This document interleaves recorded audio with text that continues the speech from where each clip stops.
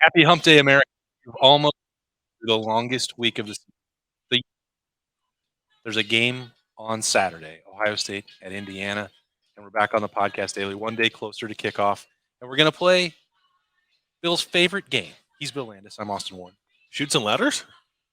I didn't know that was your favorite game. It's not. It's just the first one I thought of. I didn't bring Shoots and Ladders. I think my favorite game was like NHL 2003. We can play that if you want. What about 97? Is that I one? guess I'm older than you. That's Yeah, what you are. I proved it. Wow. It's called What Does Bill Landis Not Know About the Buckeyes as they get ready to play on Saturday. Well, we played that game already. There's plenty I don't know. But now training camp is over. There's more. There's a more game to in add to 3 the list. days. Because I would think that list has shrunk, but maybe I'm wrong. No, I think it has. I do feel like there's not a whole lot of ambiguity going into this game. Still maybe a little unclear on exactly what's going on at running back, and which actually might have been the way I let off the show the last time we did this a couple weeks ago. Mhm. But I had been wondering for, I don't know, maybe a week and a half or 2 weeks if perhaps our read on the running back situation was a little off, or whether or not we were getting perhaps a little over our skis with Travion Henderson and how much of the workload that he might be taking on for the offense. And then Ryan Day on Tuesday still felt like there was some delineation there, but he was sure to mention Mayan Williams and sure to mention Chip Trainum, which in itself was interesting that he was the third guy there. Dallin Hayden, and then it was like, well, we'll see what we can do with Evan Pryor. So I don't think it's a three-headed monster or a three-headed balanced rushing attack. I do still think a hydra, if you will. Yeah, it could be because if you take one cut out off. and two more come back. There's enough running backs to do it if you wanted to. But it's probably a more balanced attack maybe than we were giving it credit for. 2 or 3 weeks ago when everyone was talking so highly about Travion. That hasn't slowed down, but I do think there's something to the idea of they want to make sure they get him all the way through the season, not put so much on him right away. So I guess I don't know exactly what that's going to look like, but I guess maybe, and I feel stronger that Mayan Williams and Chip Trainum especially are probably more a part of the game plan against Indiana than I would have thought previously. Is this because you were going through the regulators' social media clip shared by Ohio State, Zapruder style? Let's talk about it. Is this why you're a little bit more uncertain, because you saw number 5 and number 19 on the field at the same time? Yeah, I wish I had my phone on me. Somebody pointed that out to me, so I don't want to take the credit for it. I love that Ohio State fans watch a 30-second clip of the linebackers and come away with, hey, Chip Trainum was blocking for Dallin Hayden there. But it's a thing, right? Because it looked like it was a first-team offensive line, too. So I think that's more instructive about Chip probably than it is about Dallin. I think both are part of the equation, but it just opens up a different world of possibilities for Chip Trainum that I wasn't considering as we've fought like this entire offseason. What's going on with the fullback position? What are you going to do? And I think you might have mentioned it to Chip, and Chip's like, I don't want to do that. But now, I don't want to say now he's going to do it, but it at least appears that they have been experimenting with an idea along those lines. Yeah, I think that's an easier thing to say you do or don't want to do in February or March or April. And then I'm not speaking for Chip Trainum in any way. That conversation happened a long time ago, but the situation can certainly change. Once you get into training camp, it's like, oh, wow, there really are 5 running backs and everybody stayed, and it's going to be super tough to get a bunch of carries. Like, how else can I help the team? I think that clearly Chip Trainum has always put the team first, or he wouldn't have embraced a move to linebacker and then gone back to running back in the middle of the season when they needed to.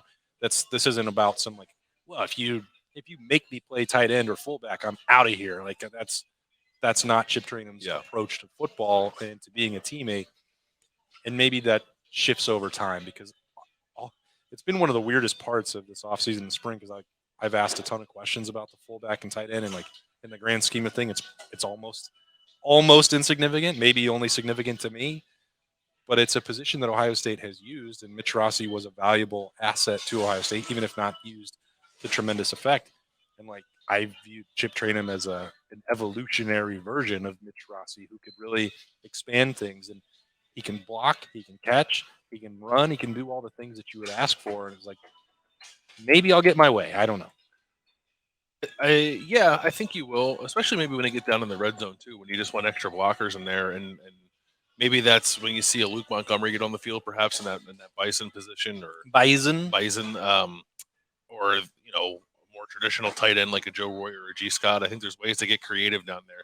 I think maybe that's the thing that was the most encouraging about it. And Ryan Day did say this on Tuesday. Like he said we're going to play, 5 to 6 receivers, 2 to 3 tight ends, all the running backs basically, and that allows us to be creative. And that's a word that I want to hear from Ohio State's offense. And that's not to say that they haven't been. They clearly have been, and they've been very good at it. But when you have that kind of talent at your disposal and there's different ways you can experiment using guys, like why not do it? Maybe it won't work. Maybe they'll try it against Indiana and come away thinking that that's not the best use of their personnel if they put Chip in that situation. But I think it's worth trying because it was an important package for them last year at times, especially in a world where they can kind of only really rely on one inline tight end. It's a little different this year, I think, or at least I think it's going to be, but it's still something nice to have in your back pocket. You know what I really hadn't considered until week 0, Bill, about that, whether that's usage of running backs, wide receivers, tight ends, everybody else, fullback. The changes to the clock. I'd almost completely forgot about it. Yep. And the number of plays that you're losing. The game still took 3.5 hours anyway, but they lost, on average, and it's a small sample size. It was down to like 63 plays per team, Yep. I think was the number that I saw. If that plays out for Ohio State as well, that's a decent chunk that they'd be losing. And then that has an effect of, number of touches, number of snaps, number of reps, all those things come into play. And that's going to require some adjustment as well. Yeah, I don't know off the top of my head what Ohio State averaged last year. I would guess somewhere close to 70 plays per game, and there were probably games where it got up into the 80s, depending on who they were playing. It does feel significant, right? You take 10 plays off the board in a game, especially in a big game. I think that matters. I think that causes you to rethink things. I guess that's something that I don't know is how Ryan Day and Ohio State might adjust to that. And it makes I don't know. I guess on one hand, I could see them perhaps running the ball more because you could really play ball control when you're in a game like that, and the clock is running the way it is. But I also could see a world where that makes you like more eager to push the pedal down and really take those shots because you only have so many plays. Like there's a finite number, obviously, and that number is now smaller. So I don't know how they're going to approach it. I guess that's game by game. If I had to guess, I think Ryan Day might ratchet up the aggressiveness though. That wouldn't be such a bad thing in my estimation, because I think we've watched enough times and asked Ryan Day, like, hey, you guys are really good at tempo. Like, why don't you use it more? Mm-hmm. Like, maybe that would force the issue for them to do that, especially early on in games. Like, let's just get this over with. Yeah, they have used tempo as a weapon, but not the like always full bore as fast as you can possibly go kind of tempo. They do that sometimes. They probably do that less frequently than they do anything else regarding tempo. So yeah, I mean, I want to live in a world where Ohio State's offense is running as many plays as possible because it's fun to watch. So anything they need to do to get to that point is okay with me. Okay, so it is not news that I don't know what the safety rotation is going to look like. Neither do I.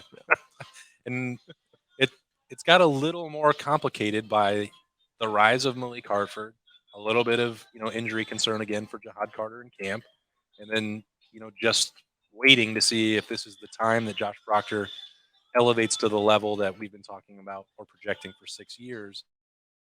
We don't know what it's going to look like. Jim Knowles said on Tuesday, I think you'll see all three of them play.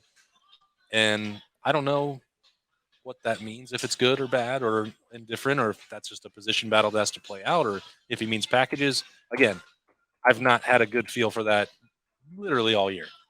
No, well, you feel good about Lathan and Sonny though, right? Are you Yeah. in agreement with me that like they're going to be on the field basically all the time? I don't think they'll ever come up. Yeah. So, but the adjuster position in particular, has gotten a little more foggy. Like Zach Warren asked me during the season preview show we did at Landgren on Monday, like, who do you think the third starting safety is? And I didn't really have a good answer then, and I feel like I know. I'm like less certain now. We're not that far removed from that. Like I don't.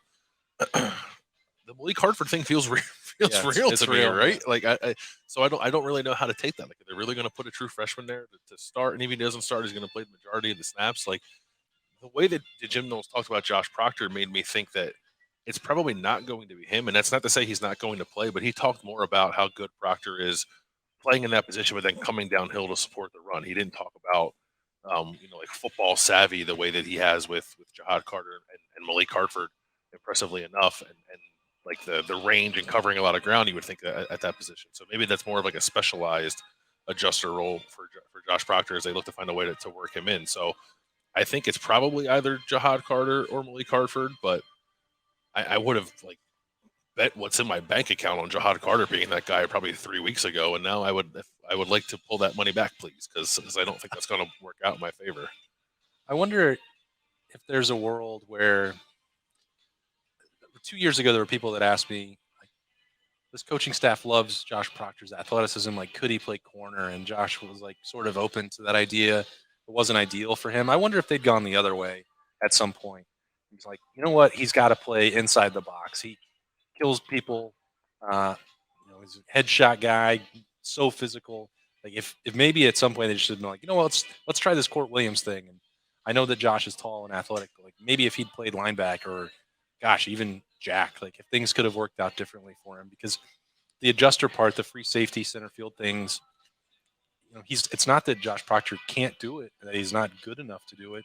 It just hasn't seemed like a natural fit. We've seen enough times where he's, made plays on the football, but can't. He's dropped more interceptions probably than anyone in Ohio State history, which, is not, covering any breaking news. That's happened to him, and he's been frustrated by that, like everybody else. But and that could maybe still happen over the course of the year. Ohio State seems really willing to experiment and try and find ways to utilize athleticism. But I don't know that Josh Proctor in this final season at Ohio State, like, if that's the ideal spot for him. Yeah, and I would say it's more one of the other two spots, but he's just not going to play ahead of Lathan and Sonny. He was always a guy, like when we were in the world, we were talking about the bullet all the time. I always thought that Josh Proctor would be pretty well suited for that role, and maybe they tried it a little bit, but then he got hurt and didn't really work out. So yeah, I don't know what that's going to look like. I think he's a super important special teams guy for sure, and they'll try to mix him in on defense. But he's also, provided he stays healthy, I think he's going to be the kind of guy where, like, it just didn't really work out here, but then, like, you watch on Sundays and it's like, what, Josh Proctor's like flying around making plays in the NFL? It's like, yeah, because he's a freak athlete and they gave him a very streamlined position, and they figured out how to use him. Sometimes, you get a little caught in between in college. But this is still college football where you have to win on special teams, and Josh Proctor's done that willingly for a long period of time, and that's important too for Ohio State. So that'll be interesting, but really looking forward to on Saturday figuring out how those configurations work, what they look like. What else? Anything else that you're?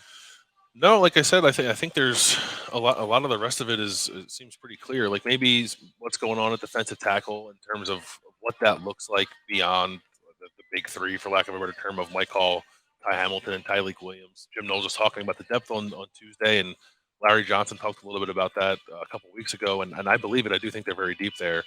How many guys do they play, or how many guys do they trust in high leverage snaps, I think remains to be seen. Like, where's Taiwan Malone fit in that conversation? I think it'll be interesting to monitor.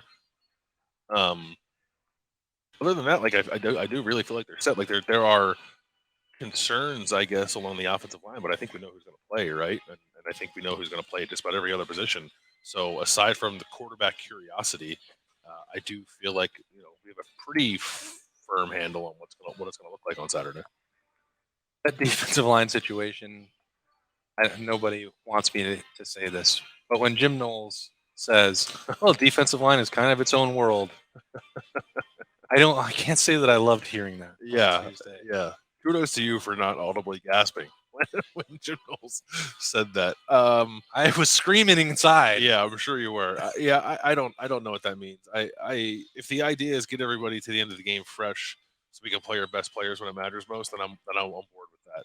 If it's more like last year, we've talked about this ad nauseum. I know people are probably sick of hearing it. If it's more like last year, where there was just no plan and guys were playing like sort of in a hodgepodge manner, depending on the whims of Larry Johnson in that particular moment, then that's not so good. But I'm at least willing to give them the benefit of the doubt that they will have the right guys out there at the right time. Yeah, I would love, trust me, America, there's nothing I would love more than to be able to stop talking about it. You're sick of hearing it. I'm sick of talking about it.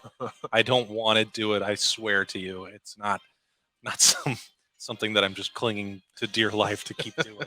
I would really love to let that part go. But again, like, that's the great part. Saturday we get some answers, and there will be more questions coming out of the opener. That always happens. Like, we're going to see something we don't expect. We're going to see some things that confirm any notions. Like, quarterback is part of it, but I don't think we needed to make another podcast episode about it.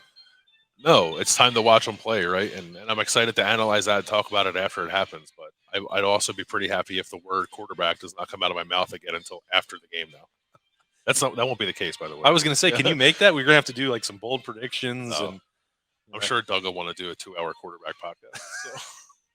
So look for that on Kings of Columbus. There is still a lot of other content coming your way. There'll be some Snappy Jays later on Wednesday night. Back on the game week schedule for Ohio State. So a handful of players will talk after practice. Bill and I will be back to break that down. Lots going on as we're getting ready for Saturday, Ohio State at Indiana. Cannot wait. Thanks for spending part of your Wednesday with us. For Bill, I'm Austin. We'll talk to you later.